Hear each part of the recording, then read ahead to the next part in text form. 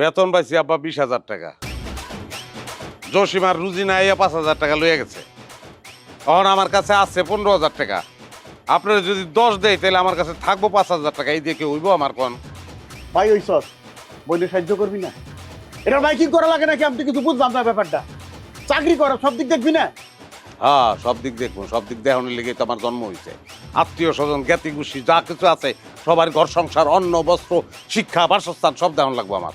তা আমি তোর দেখি নাই, তোর ছোট থেকে বড় করি নাই আমি, তোর আমি স্কুল কলেজে পড়াই নাই। আর কইেন না, মিডাই মুখ মাইরে আহে। আর কনের দরকার নাই আব্বা। ছোট কাল থেকে এই কথা শুনতাছি। আমারে বড় করছেন, অনেক টাকা জমতো আমার। বড় না করতেন, মাইরে হালাইতেন, ভালো হইতো। কথা ওইটা টাকা দেশ কথার শেষ নাই। এটা কথার ঝুড়ি সারস একবার।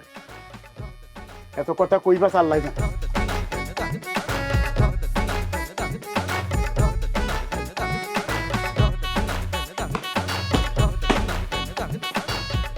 দেখছ অবস্থা, কয়টা টাকা দেয় তার জন্য কত ঝেঙ্গা।